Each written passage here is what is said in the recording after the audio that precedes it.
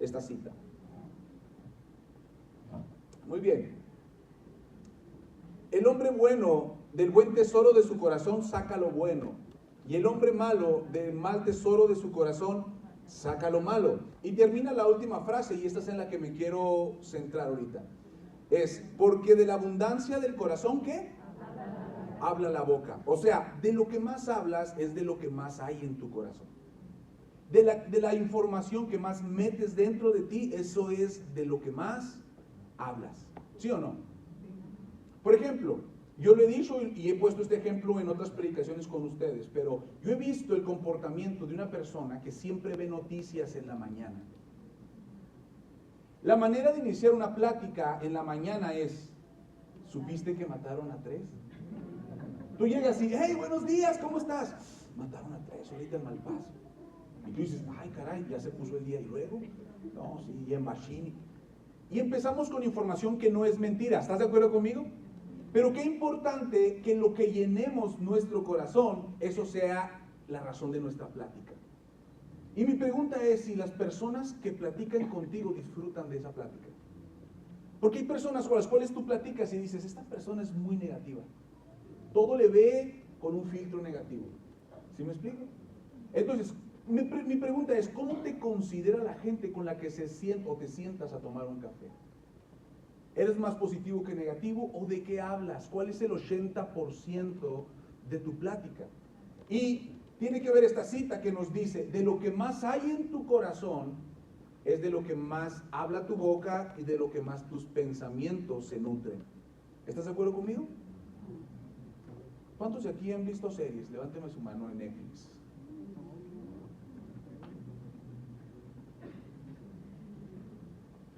Me dijo un chico una vez, dice, me acabo de terminar la de Prison Break. Y luego, ya se acabó, y luego, ya no sé qué hacer, ya no tiene sentido mi vida. Entonces, porque terminaba de trabajar, se iba y rápido se iba a continuar una serie. Y a veces las series y la televisión le dan sentido a tu tarde. Entonces, todas las cosas que nosotros nos nutrimos es de lo que más hablamos. Ahora, los hábitos que tenemos y los hábitos que hacemos es la forma en que educamos a nuestro cerebro. Nosotros tendemos, y yo te voy a decir una cosa, y lo digo siempre, las redes sociales están dominando nuestra mente. ¿Sí o no? Recibí una notificación en mi teléfono ahorita en la mañana, estaba en la iglesia allá en Sion, tocamos la alabanza, rápido me salgo y me vengo para poder llegar aquí con ustedes, pero me llega una notificación y me dice, tienes 3 horas diarias en tu teléfono en redes sociales. 3 horas. Y me doy cuenta de que muchas de las cosas que yo veo, aunque no son cosas malas, yo puedo justificarme en eso. Veo básquetbol, veo cosas, pero al fin y al cabo terminan dominando mis pensamientos. ¿Por qué? Porque invierto 3 horas de mi día en redes sociales. Entonces, todo eso tiene que ver con mi pensamiento. Ahora, eso demuestra también los hábitos y nuestro cerebro. Nuestro cerebro se educa con los hábitos que tenemos. Y si nosotros le damos más tiempo a las redes sociales, pues nuestro cerebro pensará como eso. Ahora, nuestro cerebro empieza a adquirir cosas que de bebé no tenía. ¿Está de acuerdo conmigo? Un bebé viene de ceros, un bebé no sabe nada. Un bebé puede caminar a un lugar oscuro, un cuarto oscuro, y el bebé va y está ahí. ¿Y por qué el bebé no espera toparse a Shoki? Esa es una pregunta. ¿Por qué el bebé no espera o no espera la llorona que le salga o todas las leyendas urbanas? ¿Por qué creen que el bebé no hace eso? ¿Por qué? Porque el bebé no sabe lo que es el miedo y no sabe a qué tenerle miedo. ¿Están de acuerdo conmigo? ¿Has visto a los bebés así en la noche, de repente todo apagado, en la casa de la abuelita? Los que viven en rancho, esas que se escuchan así los grillos nada más. Y vas a los cuartos y normalmente las casas en los ranchos son así como trenes. ¿Sí les ha tocado? ¿Verdad que sí? No sé por qué las hacían así, como un tren. Era un pasillo largo y había puertas para todos lados. Y las películas de terror que veías normalmente eran así, en las casas así. De Namiquipa. Ah, no es cierto. Las casas así. ¿Alguien es de Namiquipa aquí? Si no hay tal. Ah, ya me están aventando ya. Y resulta que un bebé, mientras va al oscuro, no sabe. Entonces, la pregunta es, ¿hasta cuándo empieza a tener miedo? Nosotros, los padres, empezamos a educar a un niño de manera amorosa, pero empezamos a inyectarle miedo. ¿Sabes cómo inyectamos miedo? Empezamos a decir cosas como, si no te portas bien, hijo, el señor del costal te va a llevar. Nosotros empezamos a sembrar miedo. Si no te portas bien, una persona va a venir y te va a echar un costal y te va a llevar. Y yo estábamos con una tía en un súper. Y yo recuerdo que una vez estábamos ahí y luego le dice a un primito, si no te portas bien, el Señor te va a llevar. Un señor que se roba a los niños. Y luego estábamos en la verdura y luego está otro señor, este persona le digo el acomedido, porque estaba un señor ya adulto escogiendo así los aguacates. Y luego le dice la señora, le dice mi tía, le dice, ¿verdad, señor? No lo conocíamos. Y ahí conectaron. ¿Verdad, señor? Que usted se lleva a los niños y se los lleva y los descuartiza. Y luego el señor bien amable, sí, yo me los llevo. ¿Su hijo se portó mal? Sí, se está portando. Y el niño así, viendo al señor. Nosotros adquirimos el miedo de diferentes maneras. Por ejemplo, te voy a poner un ejemplo. ¿Qué pasa con un joven que siempre ve películas de terror? ¿Cuál será su pensamiento? ¿Cuál será su pensamiento? Ay, Dios, gracias. ¿Cuál será su pensamiento? Yo quiero poner este ejemplo y quiero que me prestes atención. Si nosotros vamos a unas ruinas, a unas tapias, a las 9 de la noche, una casa cayéndose, y ponemos a un joven, que ese joven está expuesto a ver muchas películas de miedo, como La Monja y todas esas cosas, ¿no? Que espero yo aquí nadie vea ese tipo de cosas, espero. Y una persona que está expuesta, y tú le dices, ¿qué piensas de esa casa? Pero tú puedes llevar a un arquitecto y lo paras afuera de las tapias y le preguntas al arquitecto, ¿qué piensas de esas tapias? ¿Verdad que el concepto de los dos sería diferente? Tal vez el arquitecto diga, mira, esta casa está interesante, tal vez podemos tirarla, tal vez podemos levantarla. Este es un buen punto para hacer un negocio. ¿Sí te fijas la perspectiva? Entonces el joven que está expuesto a las películas de miedo va a decir, no la tiren, porque ahí vive la Llorona, ¿verdad? ¿Por qué? Porque todo lo que hay en su interior tiene que ver con lo que creemos y lo que hacemos. ¿Estás de acuerdo conmigo? Es importante que tú sepas de qué estás llenándote. Y me decía el pastor, puedes dar un mensaje alusivo a lo que es Navidad, y voy a conectar al final, porque este es un mensaje que he venido predicando en las iglesias, pero es importante y voy a cerrarlo con Navidad. Pero quiero decirte esto, es importante de que tú te estás llenando para poder reflejar a Cristo. No podemos reflejar a Cristo si lo primero son los regalos y la primer figura es un Santo Claus. ¿Sí me explico? No vengo aquí a cuestionar cosas ni creencias, estoy diciendo, si nos llenamos de consumismo y nos llena el primero los regalos, primero todo, y después el verdadero significado de la Navidad, podemos desviarnos de lo que Dios realmente quiere para nosotros. Los hábitos definen lo que nosotros pensamos. Ahora, quiero decirte esta parte, las redes sociales, ¿cuántos aquí de las personas adultas me levanten la mano? Porque asumo que los jóvenes tienen, pero también los adultos que manejan redes sociales, o sea, Facebook a lo mejor, adultos, levanten su mano. ¿Sí? Ok, muy bien. Pues es una herramienta, tú lo sabes.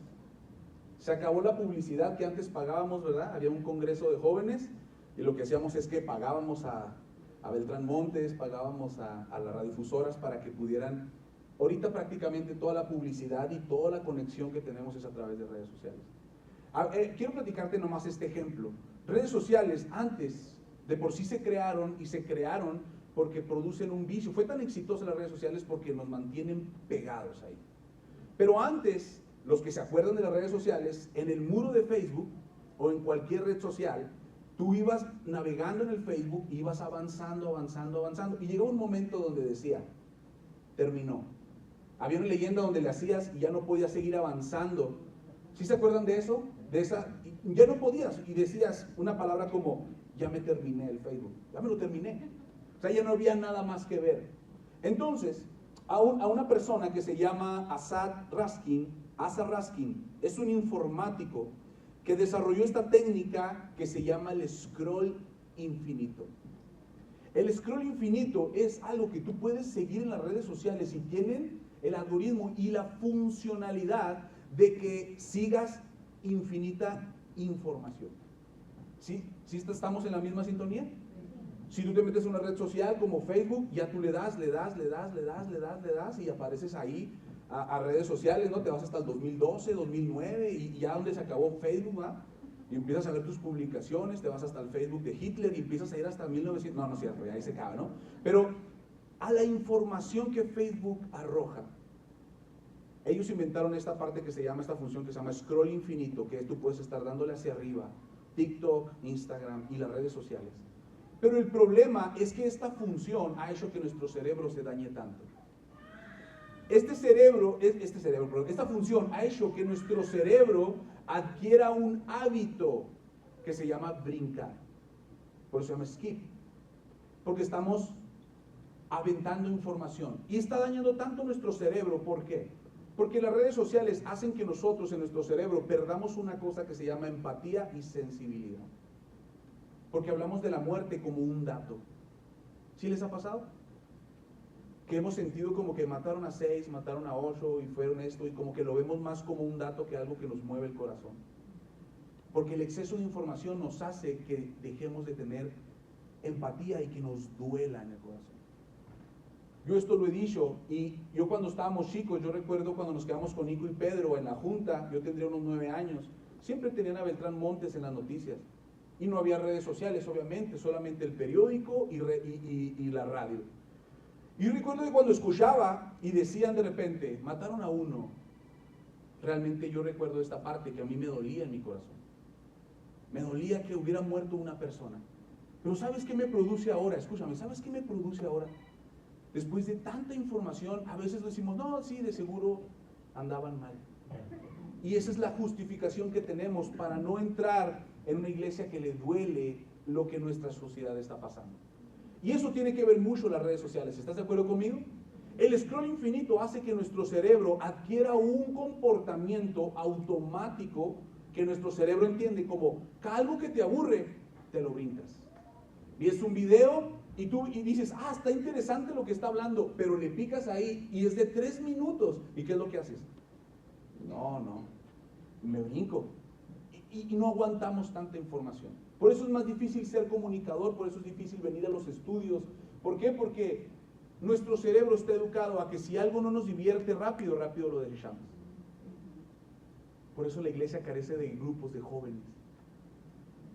No es, escúchame, no es porque ahora antes éramos más espirituales, es que antes no teníamos tantas cosas en que distraernos. ¿Estás de acuerdo conmigo? Ahora la distracción es de adentro hacia afuera. Y antes la distracción era de afuera hacia adentro. Fíjate, esto lo he platicado y yo recuerdo mucho la iglesia que estábamos antes, y no voy a decir nombres para no quemar a nadie, pero Cristóbal, aquí está, Cristóbal era nuestro líder de jóvenes. Y recuerdo que nos ponían cultos el 12 de octubre en la junta. En la noche, ¿te acuerdas, Cristo? ¿Por qué nos ponían cultos? Porque nos íbamos a las ferias. Y te estoy hablando, en aquellos años, nos decían, el que vea las ferias lo voy a bajar de la alabanza. Nos decían. Te estoy sanando, vato, ahorita vas a arreglar tú y yo. No, pero era lo que vivíamos. Y cuando nosotros estábamos ahí, una vez recuerdo que nos pusieron una noche de adoración en un 12 de octubre. La iglesia en la junta está enseguida de las vías del tren, y luego pasas las vías del tren y luego está toda la feria. O sea, te quiero decir que literalmente si estuviéramos en la iglesia y están las ferias, tú escuchas al vato de las cobijas.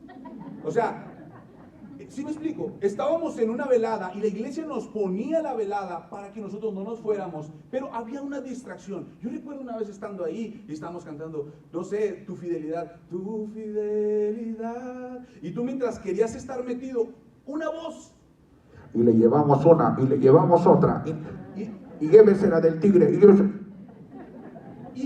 y escúchame, era imposible cuando no podías conectar porque el vato de las cobijas, y luego es un vato que te hipnotiza, ¿sí o no? Yo me di cuenta que era adulto porque de chico nunca lo peleé, y llegas a un momento donde estás y dices, estás así y ya se te pasó 1 hora enfrente del Señor, no compras ni una cobija, pero te chutaste todas las ofertas. Y tú dirías, estaría chida esa la del león con la del violín, esa está bonita. Y me di cuenta que ya era adulto. Pero escúchame, en mi juventud no teníamos redes sociales, No teníamos esto, la distracción era externa. O sea, los ruidos de afuera. Y luego escuchaban, ¿no? Y había una canción, Dios me perdone, pero una canción que sonaba mucho y la pusieron en el momento donde Cristóbal nos está diciendo, levanta tus manos, hoy es tiempo de adorar, y él con la guitarra cantando, hey, levanta tus manos, joven, tienes que dar todo para Dios. Y luego tú estabas así, queriendo levantar tus manos, y luego escuchabas el de las cobijas, y luego escuchabas a la señora del Trabant desmayada. Y luego de repente escuchabas otra voz que estaba vendiendo sartenes. Y luego escuchabas esta canción del diablo que se llamaba El Gato Volador. El gato vola. Y tú escuchabas a lo lejos El Gato Volador, que era lo que no nos dejaban escuchar antes, porque eran canciones del... Ahorita es lo más decente que haya con... ¿Verdad que sí? Ahorita El Gato Volador pudiéramos cantarla hasta en los testimonios, ya de lo malo que hay en la música. Yo te voy a explicar de ese momento que viví en esa noche de oración que nos obligaban a ir. Porque una parte de ti quería estar en las ferias, con tus amigos. Y la iglesia se preocupaba para que tú estuvieras no participando de aquello y estuvieras concentrado en lo que Dios quería para ti. Pero era una distracción de afuera, que hasta cierto punto llegaba un momento donde la música se paraba, donde se paraban los juegos, y al fin y al cabo tú lo que hacías es cerrabas tus ojos y conectabas. Pero ahora, si queremos hacer una noche de adoración con adolescentes y jóvenes, wow. Porque tú estás, y todo lo que hay dentro de este aparato ha destruido lo que Dios quiere hacer con nosotros. Porque la destrucción y la distracción ya no viene de afuera. Lo que antes íbamos a la distracción, ahora la distracción está en mi baño donde puedo estar solo y viendo, y es la información que dejo entrar en mi corazón. Por eso tenemos jóvenes que ya no les interesa. Están tan interesados en tantas cosas, pero ¿por qué? Por el exceso de información que hay y que hemos dejado entrar. ¿Sí me explico? Entonces, una de las cosas y que las personas que estudian nos dicen es que los jóvenes ahora están siendo cero tolerantes a la adversidad. Antes nosotros nos decían, si usted se casa, alguien que me apoye, cuando alguien, por ejemplo, llegara a embarazar a una chica en los años 90, ¿qué le decían? ¿Qué le decían? Si usted se va a casar y se va a juntar o se la va a robar, va a ser para siempre.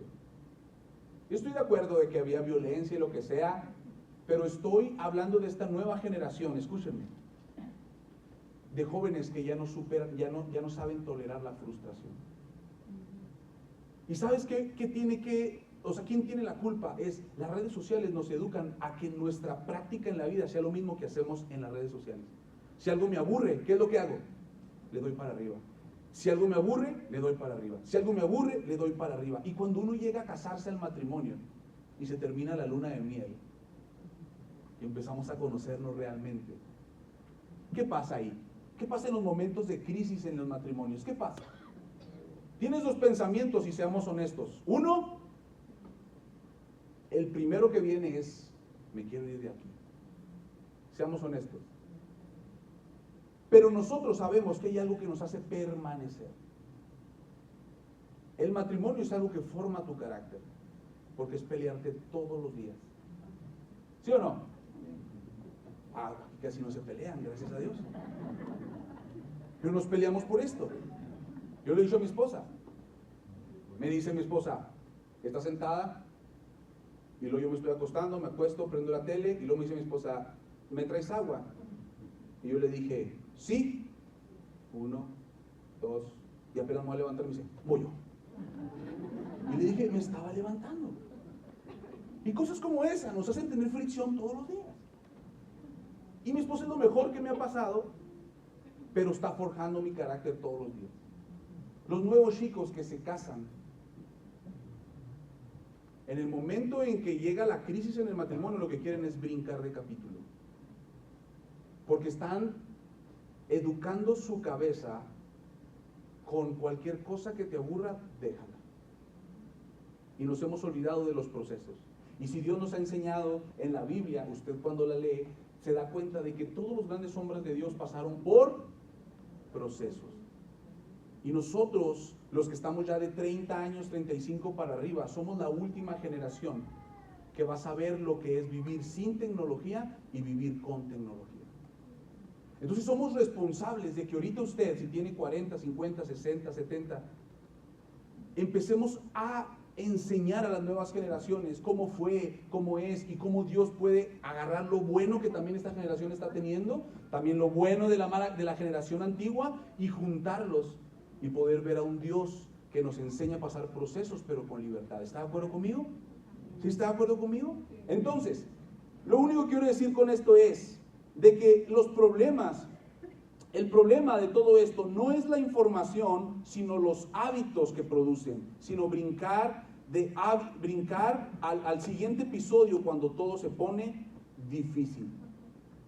Yo te voy a platicar una historia y la he contado en la iglesia. Y yo escuché una expresión de un amigo. Teníamos 13 años, imagínense. A los 13 años, y les voy a explicar a los... no hay jóvenes, no hay tan jóvenes. O sea, adolescentes, a ver, chicos de 16, levánteme su mano. ¿Sí? 16, 17, 18. Ok, muy bien. Les voy a explicar. Cuando nosotros empezamos en la secundaria, empezábamos a querer andar ahí de volados con las niñas. No teníamos Facebook, pero teníamos un cuaderno que se llamaba el chismógrafo. Todos los que se rieron, gracias a Dios, ya están rucos, porque el que se acuerda es porque hasta ruco, eso ya pasó de moda. Pero como no teníamos información, había una niña coqueta del salón que decía, voy a hacer un chismógrafo. Y ella iba y compraba un cuaderno escribe, y llegaba y lo llenaba con preguntas. ¿Se acuerdan? Lo llenaba con preguntas. Entonces decía la primera hoja, ¿qué te gusta de comer? Y lo decía, ¿cuál es tu color favorito? Pero no nos interesaba ninguna de esas. La única pregunta que nos interesaba en el salón era, ¿quién te gusta del salón? Entonces imagínate, todos lo llenaban y entre más te esperabas y esperabas hasta que le agarraba a la niña que te gustaba, y ya cuando lo llenaba decías, ahora sí, me toca a mí, préstamelo por favor. Agarrabas el teléfono, agarrabas el cuaderno, llegabas, tú te encerrabas, ibas al baño, te sentabas y empezabas a hojear. Un amigo mío se dio cuenta a través del chismógrafo de que le gustaba a la niña que él creía que le gustaba, ¿sí? Entonces, él se dio cuenta, llega y habla conmigo y me dice, David, le gusto a esta niña, ¿ok? Entonces él preparó así un ramo de rosas, se le declaró, y la niña le dijo, como era costumbre antes, si quieres que vaya a la tardeada, tienes que ir a hablar con mi papá. Y esa era la prueba de fuego, hermano. Y el señor era un señor así de sombrero, bigotón, normalmente traía huevo en el bigote, sí, pero intimidaba así porque tú lo veías, yo lo decía, ¿qué pasó? 13 años. Recuerdo que un amigo tenía carro, nos fuimos. Y te voy a explicar esta experiencia porque la platico mucho, porque me enseña. Y cuando estábamos ahí, el vato se para y la casa de la chica terminaba en un pasillo, así en la junta, como en un callejón. Y recuerdo que él agarra su Sony Ericsson, uno que era de pantalla azul y teclado naranja. Todos los rucos sí saben de qué está hablando. Y cuando empiezan a verlo, dice, como que empieza a recitar. Lo deja, porque te voy a decir una cosa. Nosotros, cuando queríamos conquistar a una chica en el 2005, había una función en los teléfonos de texto que decía, te enviabas piropo al 21111 y automáticamente te mandaban una frase muy bonita. Los que se rieron enviaron un mensaje, ¿verdad que sí? Sí, adelante su mano, quiere enviar un mensaje a piropos al 21111. Allá, gracias por la honestidad, ¿quién más acá? Piropos al 21111, ¿sí? Y enviabas, ¿no? Entonces, recuerdo que este chavo agarró su teléfono, lo guardó y mientras iba caminando por ese callejón. Y cuando entra, pues toca la puerta, sale la niña y le hace así, nosotros en el carro. Y de repente sale este personaje, ¿no? Unas botas así que le tenía que hacer mi amigo así porque le picaba los ojos y luego... Yo no sé, no escuché nada, pero le pusimos como audio, ¿no? El vato se paró, nos dijimos, ay, él está diciendo que bajó. Y hablaba, ¿no? Tú veías la escena nomás donde él estaba hablando. De repente saca el ramo se lo entrega a la chica, y cuando se lo entrega a la chica se mete y él hace esto, cierra la puerta y él hace esto, y se va. Y nosotros esperando en el carro, obviamente, ¿verdad? O sea, guardando la postura, pero el chisme nos estaba quemando. Amén. ¿Cuántos chismosos hay aquí? Amén. Y Dios nos perdona, Dios nos perdona. Ok, entonces te platico. Llego ahí y cuando llega este chico, nuestro amigo de nosotros, ¿qué pasó? Pues platícanos, ¿cómo te fue? Dice, no, hombre, la regué. Gacho. ¿Sabes? Envié piropo al 211 y me mandó un refrán. Y algo así quería cerrar con esta frase: eres más bonita de lo que pensaba. Y quería decir, eres más bonita de lo que pensaba. Y entregarle. Y en la noche me paré frente al espejo, agarraba y ensayaba y decía, eres más bonita de lo que pensaba. Eres más bonita de lo que pensaba. Dice, y lo practiqué varias veces en el espejo.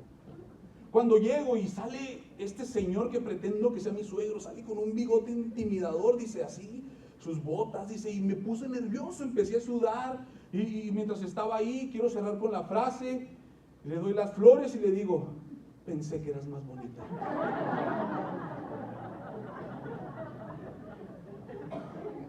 Cuando supe lo que mis palabras habían dicho, supe que estaba en un hoyo profundo. Le digo, ¿y qué hiciste? Y me dijo él, neta, carnal, lo único que quiero es esto. Trágame tierra y escúpeme en otro lado. Pero era una aflicción en su corazón por haberse equivocado en un momento que él pensó que iba a ser el más especial. ¿Cuántas veces nosotros, y cuando esa expresión de trágame tierra me trajo mucha enseñanza y he estado predicándola en algunas iglesias, porque trágame tierra viene desde un punto y un sentimiento donde tú quieres desaparecer de esta tierra y simplemente que nadie sepa nada de ti. En alguna ocasión yo estaba en mi trabajo, en comisión, y yo estaba, de repente, una persona que estaba en el departamento de nosotros se jubila y se va. Pasan los años y yo llego ahí y de repente me empiezan a decir, oye, pasó esto, que no sé qué, se me hace que esos eran del ingeniero tal, el que se había jubilado. Y yo con mi comentario inoportuno, chismoso, empecé a decir, ¿del Inge quién, perdón? Ah, de este. Ay, que ese vato está hecho garras. Cuando yo dije eso, la persona que me estaba viendo enfrente me decía, yo no capté, ¿no? Como todos los hombres, que las mujeres dicen, no, este está tan mosquiento, no captan. Bueno, está así. Yo estaba viéndolo y él me decía, y yo decía, no, hombre, ese vato es un flojonazo. Y me empecé, no, o sea, aquella vez, una vez, y que no sé qué. Cuando terminé de vaciarme, hermano, me dice una niña que estaba enseguida practicando, es mi papá.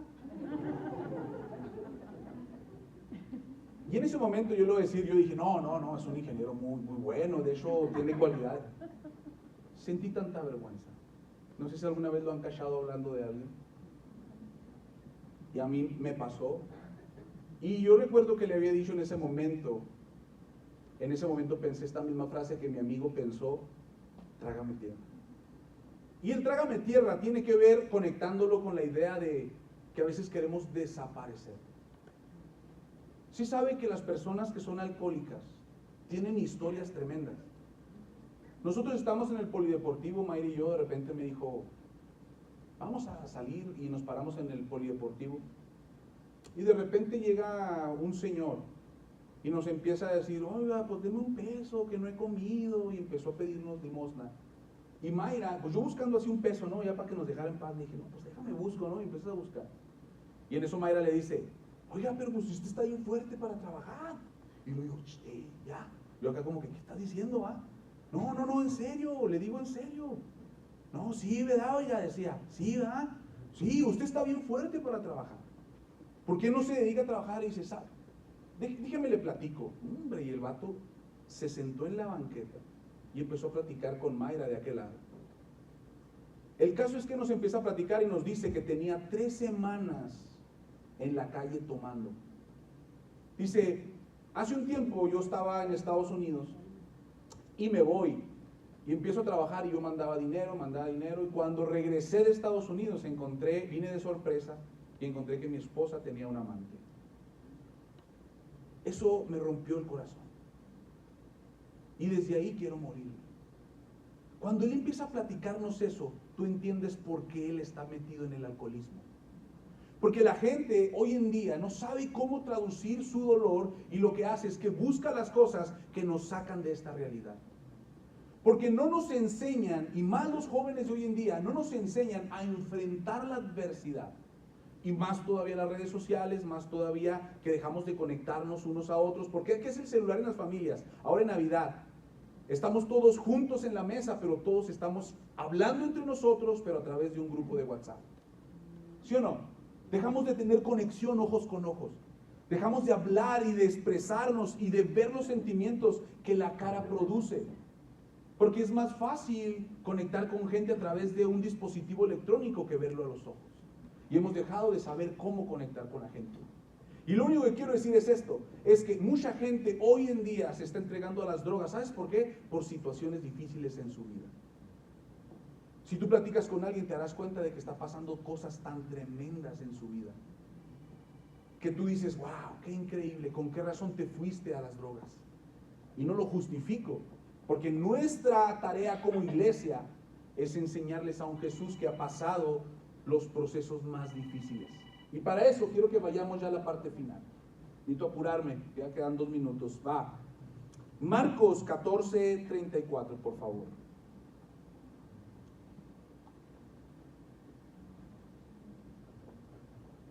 ¿Sí está ahí? ¿Se acuerdan de Jesús orando en el Getsemaní? ¿Quién ha leído esa historia? Dice, y les dijo, mi alma está muy triste hasta la muerte, quedaos aquí y velad.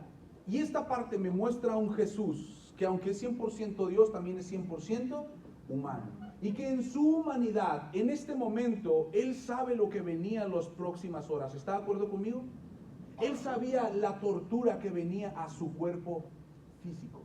Él sabía lo que vendría en las horas futuras.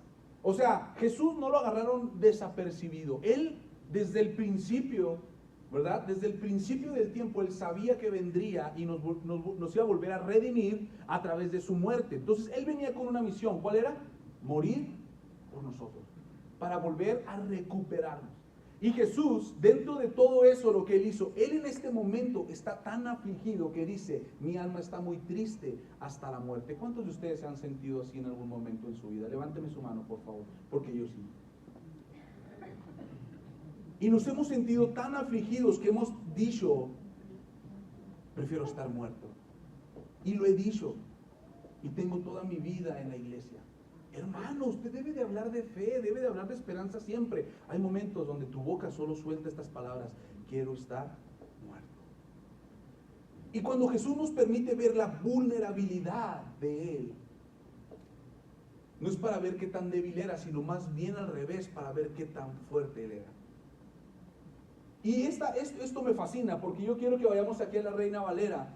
Y dice en Marcos 14:36, en el 36 dice, Abba Padre, todas las cosas son posibles para ti. Aparta de mí esta copa. Y lo dice después estas palabras, que tú las sabes. Dice, mas no lo que yo quiero, sino lo que ¿qué? Sino lo que tú quieres. ¿Y sabes qué habilidad quiero aprender de Jesús? No quiero que la gente se admire de mi habilidad por conocer la palabra de Dios y que yo pueda ser presumido en ese sentido. ¿Sabes qué quiero imitar de Jesús? A ver la adversidad de frente y decir, quiero no cruzarla, pero que no se haga lo que yo quiero, que se haga lo que tú quieres. Y cuando un cristiano logra ver lo difícil que es la vida cara a cara y no logramos agarrar atajos para no sufrir, no buscamos vicios para evitar un dolor, sino vamos a Jesús y enfrentamos al dolor cara a cara, eso es lo que nos hace ser llamados cristianos. Pero hemos olvidado la habilidad principal, celebramos el nacimiento de aquel que nos dio esperanza, pero hoy quiero que esta Navidad celebre la Navidad no como nacimiento, sino como Él murió dándonos esperanza, diciéndonos, no quiero pasar lo que iba a pasar, no quiero pasar lo que viene, no quiero que me torture, no quiero que me hinque, no quiero que mi cuerpo sea latigado, que no quiero que los clavos atraviesen mi piel, no quiero pasar eso porque sé que es sufrimiento, pero que no se haga lo que yo quiero, sino que se haga. Y si tú y yo logramos decir esto en nuestra vida, si tú y yo logramos decir esto cuando la vida se ponga tan dura y que estemos tan tristes hasta la muerte, y logremos decir las palabras que Jesús dijo, entonces nuestra vida ha entendido lo que es el cristianismo. Porque la asistencia que tienes los domingos no determina tu actitud que vas a tener cuando la vida se pone difícil, sino es entender que Jesús fue el primero en que nos enseñó a abordar la tristeza, la ansiedad, la muerte, la depresión con una actitud positiva, sabiendo, dice, no quiero estar aquí, no quiero esto, no quiero pasar por este divorcio, no quiero ir al féretro de estar ahí en esa funeraria, no quiero hacer eso, pero que no se haga lo que yo quiero, sino que se haga lo que tú quieres. ¿Sabes cuál es el problema? Que la gente se está volviendo menos tolerante a la frustración. Nuestros hijos ya no quieren batallar y nuestros padres o nosotros como padres a veces cometemos el error de decir, quiero darles todo lo que yo no tuve. ¿Y sabes qué es lo que hace la frustración? El no tener, te hace ser una persona agradecida. Y cuando alguien lo tiene todo y no sufre por nada, es cuando hay arrogancia. ¿Qué es lo que hace la adversidad? Nos forja. ¿Qué es lo que pasa cuando emprendes un negocio y de repente todo sale mal?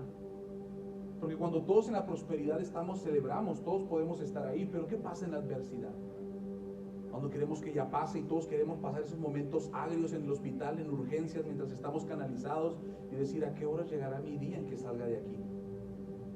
Pero cuando enseñamos a nuestro cuerpo primeramente que la adversidad es algo que Dios nos quiere enseñar a atravesar. Y cierro con esto.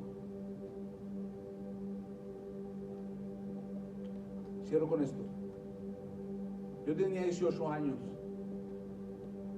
y estábamos en la junta, en una funeraria, porque mataron al hermano de un amigo mío del CECIT el 23 de diciembre.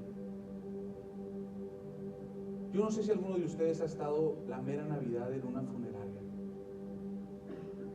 pero pienso que todavía es más difícil que cualquier otra fecha. En la junta hay una funeraria que está en una de las avenidas principales, y dije avenida porque es ciudad, para los que no creen, en un freeway, en el 10. Está Pizzería Los Arcos y luego está un 7-Eleven, es un Oxxo la funeraria. Y la funeraria tiene unos vidrios así grandes y está en una esquina. Y yo recuerdo estar ahí. Y te voy a ser honesto, yo no quería estar ahí. Me dijo Mayra, ve el 24, ve de 4 a 5 y rápido te vienes, nomás ve y cumple. Éramos novios. Y yo recuerdo que llegué y cuando llegué nada más estaba él y su mamá. Y sentí algo como dije, no me voy a poder ir fácil de aquí. Y yo estaba sentado, pero estaba enojado. Como, ¿yo qué culpa tengo de estar aquí? Y luego estaban los vidrios, y luego veías pasar a tus amigos con las familias, lleno de sodas, servilletas, y luego los pavos, y luego que pasaban, y el ponche. Y tú ves que los que van pasando por esta calle están totalmente en otra sintonía a la que tú estás en ese mismo día. Tú estás en un lugar a 10 metros de alguien que está caminando por esa calle porque viene de la pizzería con su familia, celebrando la vida, y tú estás a 10 metros en una banca de luto con una persona que está sufriendo, queriendo morirse.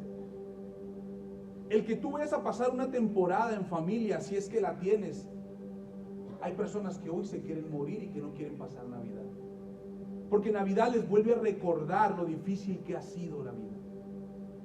Muchos Navidad ha sido traumante. ¿Por qué? Porque ha recibido noticias tan duras, han pasado sucesos tan difíciles en esa temporada que todavía se incrementa el dolor. Un amigo mío me dijo, ¿sabes por qué odio Navidad? Porque cuando tenía 8 años, alguien llegó en la mera Nochebuena y empieza a platicar conmigo y me dice, ¿sabes qué? Tu papá está en la cárcel. Y cuando me dieron esa noticia, lo metieron ahí. Para mí, ese día solamente me recuerda aquel dolor que yo tuve. Y no veo Navidad como un lugar de refugio, porque veo que la Navidad me recuerda cuando mi corazón se partió. Mi pregunta es, ¿cuántos de estas personas allá afuera o incluso familiares tuyos están queriendo brincarse esta temporada? Porque pareciera que todos disfrutamos Navidad, pero déjame decirte que el 50% de la población en Cuauhtémoc no disfruta esta temporada. Y si nosotros a las personas que nos rodean les llevamos al verdadero Jesús, que celebramos a aquel que no está tan de acuerdo en el sentido de todo material, los regalos y todo eso, que no está mal, pero llevamos a un Jesús que nos enseña a pasar los procesos difíciles, ellos pudieran encontrar un Jesús que les consuela dentro de una temporada que les trae tanta nostalgia. Tengo amigos que odian la Navidad, pero no porque la Navidad sea mala, porque en su vida tuvieron situaciones que las hacen recordar donde sufrieron tanto. Y cuando veo a Jesús diciendo, estoy triste hasta el alma, pero quiero pasar esta temporada, porque la voluntad del Padre es lo mejor que yo tengo para mi vida. ¿Qué pasa si ahorita en la iglesia nos volvemos, fíjense, la iglesia normalmente en Navidad nos volvemos dadivosos? Y hay muchas personas dando en Navidad regalos, niños, pero ¿sabes qué es lo que necesita la humanidad? Es a Jesús en el corazón. Porque Jesús es un comportamiento. Porque el regalo se les va a acabar, la despensa que les lleva se les va a acabar. No estoy diciendo que no lo hagas, estoy diciendo que nos hace falta tanto a la iglesia hablar en nuestras casas, en nuestro centro, a un verdadero Jesús. Y hemos perdido el sentido de lo que es la Navidad. Porque hay tanta gente sufriendo, queriendo evitar y diciendo, no quiero pasar esta temporada. Cierra tus ojos un momento.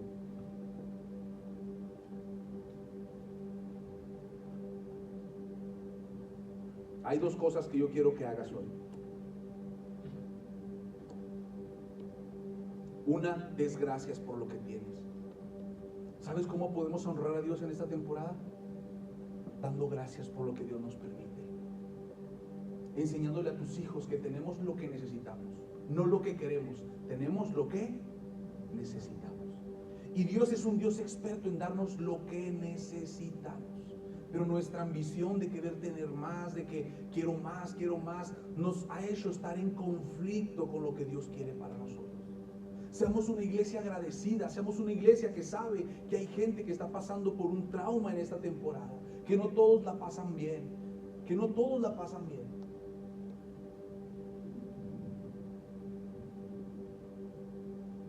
Yo quiero que cierres tus ojos ahí un momento.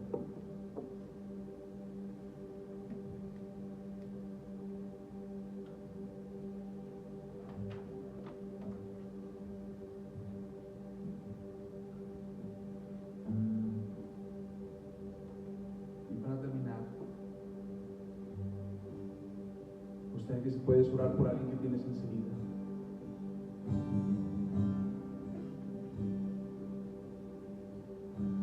¿Sabes qué?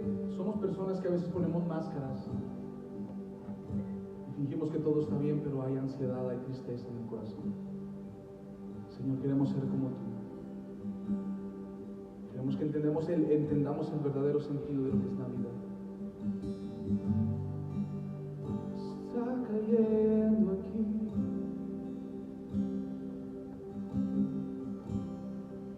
Es tan fuerte sobre mí.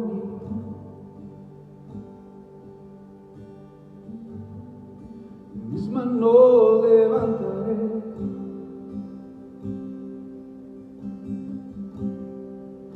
y su gloria tocaré.